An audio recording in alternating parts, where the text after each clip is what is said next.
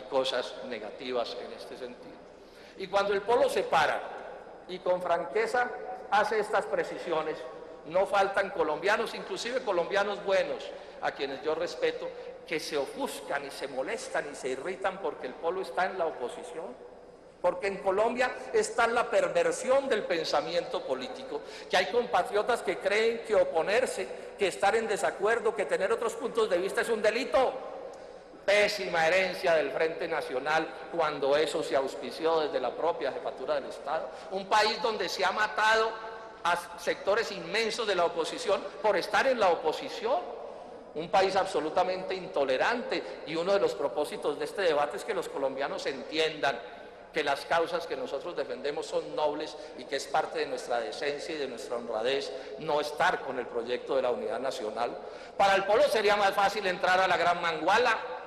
Estemos seguros que nos correrían ríos de leche y miel desde los ministerios y desde la propia presidencia de la República, pero tenemos posiciones de principios, tenemos creencias en las que no cedemos. Y si uno mira el mundo civilizado, ¿cómo es? En Estados Unidos gana el Partido Demócrata y los republicanos están en la oposición. En estos días alguien le pedía al presidente Obama una ley sobre migrantes y Obama decía no puedo porque no tengo votos suficientes en el Congreso. ¿Y saben cuántos votos le faltaba? 1. Pero hay del republicano que para ganarse una prebenda en esa votación vote como demócrata porque traiciona sus principios y es severamente sancionado por la opinión pública. En España gobiernan los socialistas y el PP está en la oposición y dura la oposición del PP. En Francia gobierna Sarkozy y los socialistas están en la oposición. Eso es lo que sucede en las repúblicas medianamente civilizadas. Solo aquí la oposición se sataniza y se presenta como una cosa horrenda que más le valiera no existir sobre la faz de la tierra. En una república como la nuestra, con un tipo de democracia tan poco democrático como el que padecemos, la falta de oposición que infiguraría ni más ni menos senadores y colombianos que una dictadura, porque a nadie le van a meter el cuento de que en Colombia todo el mundo está de acuerdo con las ejecutorias del gobierno anterior, o con las de César Gaviria, o con las de Juan Manuel Santos. Eso sería una monstruosidad, una especie de engendro impuesto a la brava, que no resiste análisis en un análisis medianamente democrático. Pero además yo les hago esta pregunta: si en el gobierno de Álvaro Uribe pasó lo que pasó con la oposición del Polo, y en esos días incluso con la del Partido Liberal que desafortunadamente abandonó, si pasó lo que pasó, ¿qué hubiera sucedido si no hubiera habido oposición? Ustedes se imaginan a los muchachos del presidente o Andrés Felipe Arias solitos por ahí haciendo de las suyas sin la presencia de una oposición. Si no hubiera habido los articulistas que en los medios de manera patriótica se la jugaron en la defensa de sus puntos de vista, ¿qué hubiera pasado? Si la Corte Suprema de Justicia se le hubiera arrodillado a los designios del presidente de la República, ¿dónde estaría Colombia? En cualquier parte de un mundo parecido al colombiano, la falta de oposición es una monstruosidad, pero en Colombia, más de la mitad de la población en el hambre y que no haya oposición, 70% en el desempleo o en el rebusque y que no haya oposición, corrupción que apesta y que no haya oposición, violencia de todos los tipos y que no haya oposición. Por supuesto que no vamos a renunciar a nuestro papel.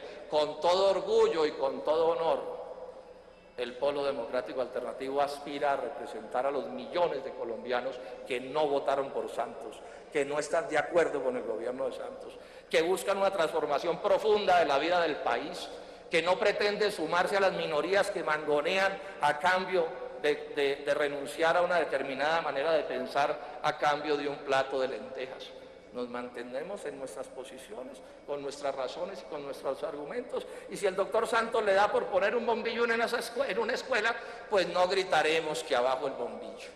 Y si suceden cosas como la que sucedió en estos días en que se tomó la determinación de sustituir la diplomacia de los gritos y del micrófono por una diplomacia diplomática medianamente civilizada, privada, para tramitar las diferencias, porque no se trata que no se tramiten las diferencias entre Colombia y los países vecinos. El Polo Democrático Alternativo aquí desde hace 20 días en esta corporación dijo que compartíamos ese punto de vista. Luego tampoco caben las estigmatizaciones que dicen que es que nos oponemos absolutamente a todo. No, estamos hablando de los hechos fundamentales.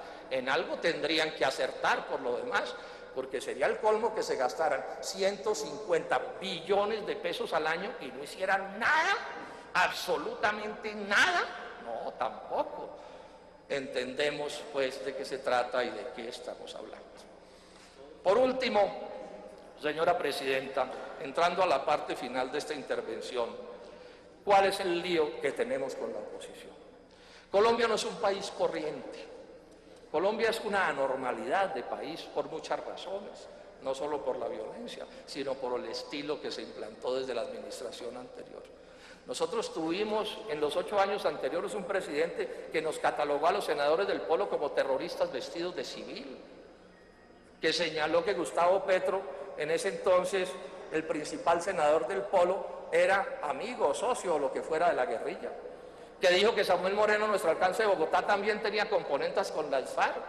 De la misma manera se refirió a Carlos Gaviria. Ese es el país en el que estamos, este es el país del que estamos hablando.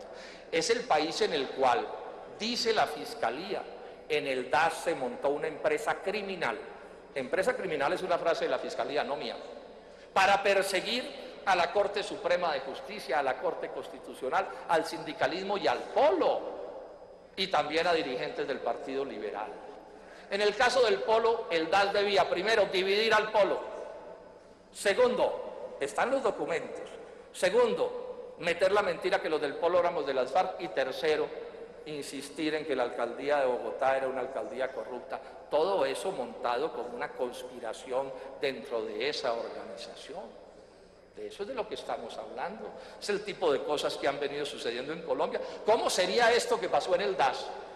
Que Juan Gozaín, director de RCN, dijo esto: estos no son chuzadas, esto es el espionaje más horrendo y asqueroso y repugnante del mundo, son atentados terroristas, y dijo otras cuantas cosas más. Juan Gozaín, refiriéndose a lo que sucedió en el DAS: de allá es que venimos.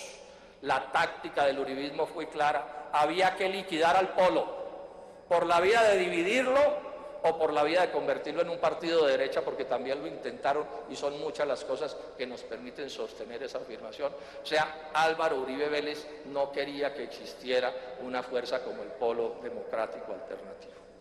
¿Qué va a pasar ahora con el nuevo gobierno, señora Presidenta?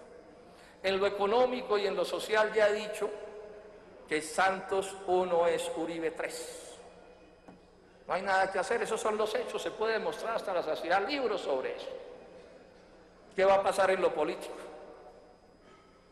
Han dicho que vienen tiempos distintos, pero nosotros no olvidamos, y tenemos el derecho a no olvidarlo, que todo el uribismo que hoy está en el santismo no elevó su voz en los 8 años anteriores para oponerse a los desmanes de los que hemos sido víctimas. No olvidamos que el doctor Juan Manuel Santos fue nada menos que el ministro de Defensa de ese gobierno espantoso, violador de los derechos humanos hasta el punto de que en el propio Estados Unidos no le consiguen un tratado de libre comercio porque no fue capaz de ganar un examen en derechos humanos. Ese es el pasado que tenemos. Han dicho que las cosas van a modificarse. Ya veremos. Pero de entrada diremos también que juzgaremos a la gente por lo que hace y no por lo que dice de sí misma. El doctor Uribe se fue y todavía insiste en decir que aquí no pasó nada, que estas fueron las garantías democráticas para todos y que Colombia es un ejemplo para poner ante la faz de la tierra. Y me hago una pregunta clave en estos debates. El problema de la separación de los poderes no es intentar arrodillar a la Corte Suprema a látigo, intentar arrodillarla mediante lisonjas, mediante carantoñas, mediante otro tipo de mecanismos, también es una práctica indebida que desde ya hay que rechazar. ¿Cómo es el problema de los derechos de la oposición? Nosotros aspiramos a que en el ordenamiento jurídico colombiano no para el polo, sino para la oposición en general, se reconozcan una serie de principios. Ya en el artículo 112 de la Constitución está dicho que declararse en oposición es un derecho y que ese derecho concede más derechos. Uno de los que concedía era tener representación en el Consejo Electoral. Pues bien, el uribismo en el 2003 aquí en esta corporación desmontó ese derecho para poder montar en el Consejo Electoral una manguala de oficialistas y para excluir particularmente a lo que podía ser la representación de la izquierda democrática. Estamos planteando cosas como por ejemplo un derecho de réplica ampliado, es decir, que podamos debatir con el jefe del Estado, no solo en el momento en que nos agrede o se venga con desproporciones, sino en el debate político sobre los asuntos económicos y sociales. Estamos planteando también que la oposición tenga silla, repito, no es el polo, es la oposición, mañana la oposición pueden ser otros, que tenga silla en la Comisión Asesora de Relaciones Exteriores, en la Comisión de Acusaciones de la Cámara, que tenga presencia en el Consejo Nacional Electoral, que estuvo por Constitución y que escamoteó el Congreso colombiano, y que podamos regir los organismos de control como la Procuraduría, la Contraloría, la Defensoría del Pueblo y la Fiscalía. Sobre la agenda legislativa, ya veremos. Fuimos claros en decirle al doctor Germán Vargas Lleras el día en que nos reunimos con él que nos reuníamos como la oposición y que el propósito no era, por supuesto, que la agenda legislativa del gobierno fuera nuestra agenda. No somos inocentes.